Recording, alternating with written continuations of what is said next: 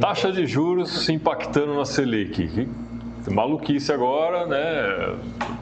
Nosso excelentíssimo presidente decidiu que agora está tudo bem aumentar a taxa Selic no Brasil, que até alguns meses atrás era maluquice. Taxa de juros está muito alta, agora mudou o discurso porque o indicado dele aumentou mais um ponto lá. Quando é meu amigo que faz cagada. Agora está bem, antes não podia, agora está bem aumentar um ponto. Né? Como ele próprio disse, o presidente do Banco Central não vai dar um cavalo de pau no país. Palavras dele. Assistam aí, você vai ver isso aqui em algum lugar. Que, por ironia, era o que ele queria que o outro fizesse. Sim. Como que isso impacta nos investimentos de Tesouro Selic, e na básico ali, como um todo ali? Total. O impacto é total. Então, vamos lá. Vamos pegar um pouquinho essa sopa de letrinhas. O que é a Selic? A Selic é uma taxa básica. Então, o que é básico? O que significa Selic? Isso, é uma sigla que a gente tem, que é o Sistema de Liquidação e Custódia e tal. Mas a gente usa o processo para falar da taxa básica da economia. Tá? Quando é base, quer dizer que todo mundo parte daquilo. Então, aquilo é o mínimo. Isso, ok. Perfeito. Então, vamos pensar... Dali para cima. Vamos pensar que nós somos bancos, né? E tem um Banco Central. Hoje vai ser o dia de todo mundo entender investimento. Vou deixar claro. Isso é muito bom. Fácil. Porque eu que estudo um pouquinho de investimento, tem algumas coisas que eu ainda também fico meio patinando ali. Né? Não tem... Manda a pergunta, sabatina, né? Se o Banco Central joga a taxa Selic a 10, a gente pensa assim, a gente acabou de falar que o governo ele é o menor risco, que o Tesouro Selic... Então, a gente pega o dinheiro da Selic e vai emprestar para as outras pessoas. E eu penso, eu preciso ganhar um pouco a mais. Então, eu vou lá e coloco um valorzinho a mais. A gente chama de spread isso, mas não precisa gravar. Então, se eu peguei a 10 e fui lá e coloquei 2% a mais. Então, se ele subir para 12, eu ainda vou continuar colocando meus 2%. Quer dizer que sempre que o banco sobe, o Banco Central sobe a taxa Selic, isso vai afetar em todos os empréstimos que são ofertados. Quer dizer que todo mundo vai começar a ofertar por uma taxa maior também. Que é o lucro do emprestador. Perfeito, é isso mesmo. E isso faz com que diminua o apetite das pessoas de pegar dinheiro. Fica mais caro. Fica mais caro, o dinheiro fica mais caro, né? Então eu penso assim, se eu tenho na feira tomate e o tomate está mais caro, eu falo, não vou comprar tomate agora, eu vou comprar menos tomate, tá? Com o dinheiro é a mesma coisa. Se o dinheiro está mais caro, é menos dinheiro no bolso das pessoas. Se é menos dinheiro no bolso das pessoas, as pessoas vão comprar menos também. Gira menos a economia. Girar menos a economia. Então, se eu estou pensando lá em comprar, sei lá, uma mesa e tem muita gente querendo comprar essa mesa, o preço dela vai subir. Opa, tá todo mundo querendo, eu vou aumentar aqui o preço. Agora, se não tem ninguém querendo comprar, eu vou ter que fazer promoção, e daí o preço baixa. Então, vamos seguir o mesmo raciocínio. Aumentei a taxa Selic, o dinheiro ficou mais caro, menos dinheiro no bolso do pessoal. O pessoal está comprando menos, o preço das coisas vai descer. Então, quando desce o preço das coisas, afeta menos a inflação. É por isso que o Banco Central está aumentando a taxa Selic. Porque no final do dia ele quer que as pessoas comprem menos, fique menos recursos na economia e pressione menos o preço. É aí que eles usam o termo de desaquecer a economia. Perfeito. Beleza? A gente está falando aqui de economia, um dos conceitos que... Economia sem economês.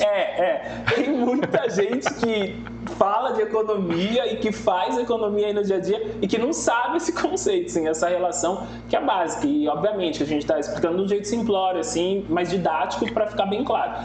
Então, esse processo de ser o guardião disso compete ao Banco Central. Então, quando ele percebe que, precisamos aquecer um pouquinho mais a economia, vamos baixar a taxa, justamente, já pegou, gente, já virou economista já. Para incentivar, para incentivar justamente mais compra e tal. Só que quando ele faz isso também aquece mais e ele fica fazendo ele fica tentando equilibrar esse rolê, né? Tanto Sim. que historicamente no Brasil a gente acompanha isso, né? Taxa de juros subindo, descendo com uma certa constância, diferentemente dos Estados Unidos, que sempre foi muito estável. Agora, após a pandemia, eles tiveram que subir, eles não sabem lidar muito com isso. O brasileiro já está um pouco mais acostumado. Mas está acostumado porque também está sempre endividado, né? A inflação é um processo aqui do Brasil que latino, né? Na realidade, a América Latina, assim, ela convive com a inflação. E daí tem esse processo da Selic. Então, sempre vai impactar, obviamente, o pessoal lá na ponta. Dos investimentos é a mesma coisa. Porque quando eu coloco o dinheiro no banco, ele vai me pagar. Por que ele me paga? Porque o dinheiro está na mão dele. Ele está falando assim, Ricardo, ok, você está sem o dinheiro hoje, então um prêmio para você abrir mão do seu dinheiro é eu te pagar a taxa de juros. E quanto que ele vai pagar? Ele vai olhar a Selic e vai me pagar um percentual da Selic. Ele vai sempre ter a Selic como parâmetro. Se ele quer ser mais atrativo, ele fala assim, eu estou pagando a Selic e mais um pouco, Ricardo, vem aqui. Agora, se são bancos maiores, etc., eles acabam nem pagando a Selic. Né? 100%. Né? Nem 100% assim da Selic. Esse é o processo que, de uma ponta, impacta na outra ponta. Mas no meio desse caminho, a gente tem sociedade, a gente tem empreendedores. Porque quando aumenta a taxa Selic, fica mais caro de pegar dinheiro. Então, eu estou desaquecendo também o processo de empreender. E desincentiva, né? E desincentiva, né? Justamente. Porque aí o que o cara pensa? Pô, eu vou abrir minha empresa, vou comprar um maquinário para expandir meu negócio, ou eu vou emprestar para o governo? Isso, é isso. O governo olha e fala, pô, bora aqui no governo e me paga 15?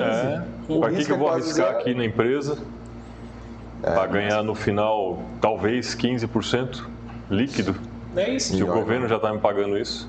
E sem esse processo de empreender, você acaba diminuindo também a oferta de emprego. Então, olha só, o tanto de coisa que fica no meio desse caminho. Então, o trabalho do Banco Central não é um trabalho fácil. E o pessoal acaba achando que é fácil. Ele acorda e fala, vamos por 15. Não é assim que funciona. Então, o último, o Roberto Campos Neto, que foi o último presidente, nas últimas reuniões já tinha pontuado. E não é só o Roberto Campos Neto que toma a decisão. O corpo todo ali. E se você vê, a gente que fica trabalhando em finanças, etc., a gente vê as decisões e a gente analisa como o corpo votou. E você vê que o corpo era unânime, assim. Então, não tem como dizer que tem como, todo mundo só ele que no fim acaba virando um discurso político para manobra, né? Sim. Massa de manobra. Eu me tiro do foco, né? Eu terceirizo. Não, a culpa não é minha, é lá do Campos Neto. Sim. Trocou o cara, agora eu entendo. E a inflação ainda está alta. Então, a última reunião tinha falado que tinha expectativa de subir mais 2 pontos. Um ponto subiu agora. Então, há esperado que suba mais um. Sim. Tá? Porque ainda a gente não está em um bom caminho da inflação. O preço...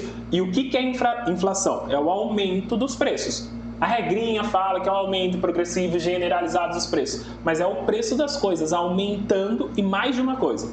Então, a alimentação aumenta, o transporte aumenta. Então, mais de uma coisa aumenta. Por isso que é generalizado, né? Por isso que é generalizado.